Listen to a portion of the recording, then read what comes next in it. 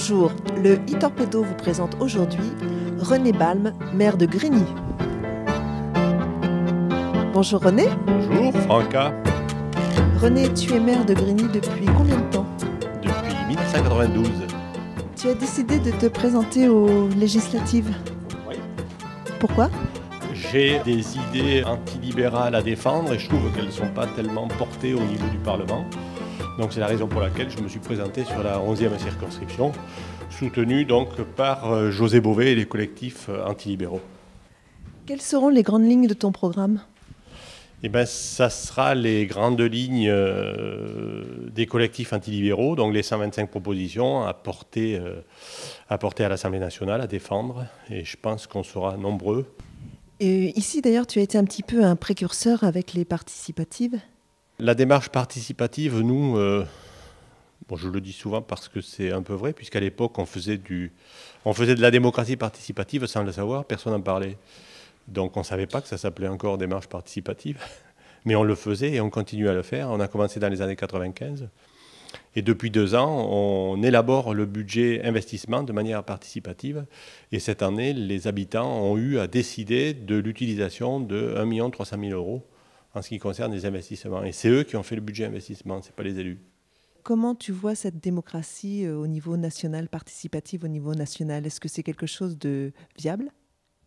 Alors c'est quelque chose de viable et de réaliste, bien sûr, puisqu'il y a des pays qui la pratiquent à l'échelle du pays.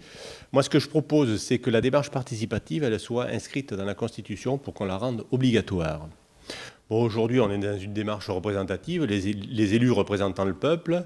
On voit très bien que la démarche représentative a atteint ses limites, d'une part par le discrédit qui pèse sur le politique en général.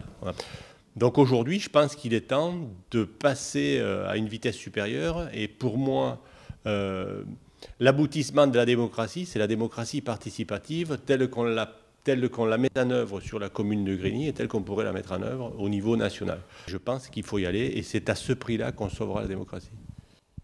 René, si tu devais réaliser en tant que député ton rêve le plus fou, ce serait lequel? Je crois que je le dis souvent, moi, mon souhait le plus fort, c'est qu'on puisse placer l'homme au centre de toutes les préoccupations. Donc il faut que tout parte de l'homme et aille vers l'homme. Sauf qu'aujourd'hui, tout part de la bourse et va vers la bourse et les multinationales. Donc voilà, c'est un changement radical de société que je propose. Mais non seulement tu le proposes, mais on a pu constater dans ta ville que c'est concret. Par exemple, ce qui m'a aussi beaucoup ému, c'est de voir qu'il n'y a pas de ghetto dans ta ville. On a essayé d'équilibrer autant que faire se peut le peuplement et l'habitat. Bon, Grigny a quand même 40% de logements sociaux. On continue à en construire puisqu'on impose dans tous les programmes immobiliers qui sortent, et on a une pression foncière qui est énorme, même si on la maîtrise, on impose 30% de logements sociaux. Donc, ce qui veut dire qu'on est très attaché au logement social. Et malgré ce, on est arrivé à un équilibre des populations qui est assez harmonieux sur la commune et qui fait que les gens vivent bien ensemble. Alors, je vois que Laurence est arrivée. Donc, Laurence Calafatides vient de nous rejoindre. Laurence, est-ce que tu pourrais te présenter en quelques mots? Écoute, ça va être très simple. Moi, je suis une militante anti-globalisation depuis déjà plus de 9 ans. Et mon travail essentiel consiste à étudier les accords de l'OMC et par voie de conséquence à combattre cette organisation mondiale du commerce. Donc, toi, tu as décidé de soutenir René? Oui. Effectivement, je soutiens René parce que ça fait donc plusieurs années maintenant que je travaille avec lui sur ce dossier. Et depuis, les choses avancent, petitement parce que de toute façon, l'actualité fait que l'on a du mal à avancer très vite sur ce sujet. Mais il n'empêche que c'est lui qui a porté la constitution de ce réseau national des élus des collectivités territoriales hors AGCS et qui a participé le plus largement possible à faire qu'en France, de nombreuses communes se sont déclarées hors AGCS. Et sans ce relais politique, sans cette initiative, sans cette volonté, on n'en serait pas là aujourd'hui. Alors moi, je le remercie. Et puis maintenant, je pense que ce combat-là doit être porté au Parlement et qu'il est le mieux placé pour le faire. Donc c'est là que l'on peut dire, René, que le fait d'être député peut aider à éclaircir tout ce problème. Le rôle du député au Parlement, c'est essentiellement de faire des lois, et puis de contrôler l'activité du gouvernement. chose qu'on oublie trop souvent. En ce qui concerne l'OMC et l'accord général sur le commerce des services, c'est d'une part qu'il n'y a jamais eu de grand débat au niveau du Parlement, Assemblée nationale et Sénat. En ce qui concerne l'accord général sur le commerce des services, les députés n'ont jamais eu à se prononcer sur la mise en œuvre de l'accord général sur le commerce des services, ce qui est quand même assez paradoxal, puisque ça concerne la vie de tous les jours, ça concerne la vie de la France, ça concerne les services publics. Alors, qu'est-ce que vous proposeriez, les antilibéraux, par rapport à la GCS? Mais nous, on proposera déjà la remise à plat de tous les accords internationaux qui n'ont pas été décidés démocratiquement. Parce qu'aujourd'hui, c'est quand même le peuple qui décide. La démocratie, c'est le peuple qui décide.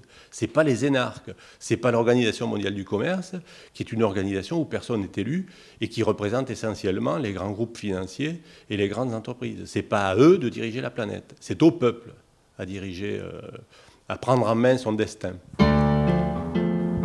Le e-torpedo est toujours avec René Balme, à Grigny, donc maire de Grigny. Dis-moi René, là nous sommes donc à la résidence des artistes. Alors ici on est dans un grand parc qui est le parc du Manoir. Manoir qui est derrière nous et à l'intérieur duquel on a une résidence d'auteurs qui accueille une fois par an un écrivain francophone n'habitant pas en France. C'est un endroit absolument magique. Alors à Grigny, ici, vous avez une politique de culture assez active. J'ai vu aussi que dans ta ville, vous veniez d'inaugurer la médiathèque Léo Ferré. On a inauguré la médiathèque Léo Ferré au mois de novembre. Donc c'est un équipement qui fait 1000 m², qui est dédié aux livres bien sûr, mais au cinéma d'auteur aussi, puisqu'on a les deux volets. C'est un équipement qui travaille en partenariat étroit, en réseau avec la Maison de la formation et des nouvelles technologies. Et on a inauguré il y a très peu de temps, puisque c'était la semaine dernière, une maison des artistes, puisqu'on a racheté une friche industrielle qu'on a revendue à prix coûtant à des artistes lyonnais. Et si tu es donc élu député pour les législatives, qu'est-ce que tu proposeras pour la culture ? Ce que je proposerais, c'est déjà qu'on respecte les engagements qui ont été pris de longue date, notamment en ce qui concerne le 1% culturel dans tous les équipements. Qui n'est pas pratiqué à l'heure actuelle ? Qui est presque plus pratiqué. On est, nous, une des rares communes à pratiquer le 1% culturel sur les équipements qui ont été créés. Alors d'une part, après, il y a tout ce qui concerne l'aide en direction des artistes en général et de la culture en particulier. Voilà, et je pense que ce qu'on a fait sur Grigny, nous, par exemple, avec la Cité des artistes, ça rejoint un petit peu ce qui devrait être offert au niveau national en matière d'aide à la création. Justement, par rapport au mouvement antilibéral, j'ai remarqué que beaucoup de gens, finalement, ne comprenaient pas le mot antilibéral. Pour eux, c'est anti-liberté, souvent. Oui, c'est bien justement là où est le problème, parce que quand le capitalisme a inventé le mot libéralisme, il savait très bien ce qu'il voulait faire. Le libéralisme, ça n'a rien à voir avec la liberté au sens général. C'est par contre la liberté, c'est ce que je disais tout à l'heure, la concurrence libre et non faussée, ça c'est le libéralisme. Mais ça n'a rien à voir avec la liberté au sens général. Le libéralisme, c'est l'aboutissement du capitalisme dans ce qu'il a de plus néfaste. Mais tu ne penses pas qu'il pourrait y avoir une autre formulation pour le mouvement antilibéral, qu'on devrait pas le... Moi, anticapitaliste, ça me va bien. Voilà, je ne sais pas pourquoi on est allé inventer un mot qui en fait est très très confus et prêt à confusion. Le capitalisme, tout le monde sait ce que ça veut dire. Merci René. Merci. Merci.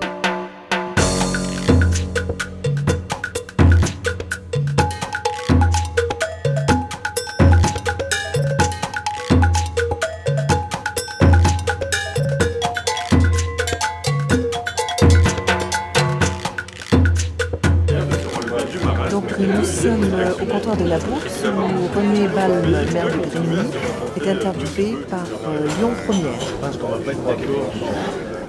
Alors dites-nous. Sur l'analyse. Oui. Moi je me souviens à l'époque où Rocard était au gouvernement, il disait la croissance n'a jamais créé un emploi. Et je crois qu'il avait raison. Alors aujourd'hui, on dit quand même que quand la croissance économique est oui, là, il faudra qu'on nous en fasse la démonstration. Dans le système dans lequel on est aujourd'hui, sans France. Moi, je crois qu'il faut faire un constat. Aujourd'hui, il y a 20% de l'humanité qui consomme 86% des richesses. Est-ce qu'il faut continuer comme ça, en sachant qu'en 2015, si on continue sur cette lancée-là, on va carrément dans le mur? Donc, est-ce que la croissance en tant que telle, c'est une chose qu'il faut évoquer en permanence en disant il faut relancer la croissance, etc. C'est tout l'objet du développement durable d'ailleurs. C'est tout l'objet du développement durable, c'est tout l'objet de la relocalisation de l'économie aussi, parce qu'aujourd'hui on marche un peu sur la tête, on consomme des salades à Lyon qui ont été produites à 500 km, ce qui consomme je ne sais combien de litres ou d'hectolitres de pétrole, etc.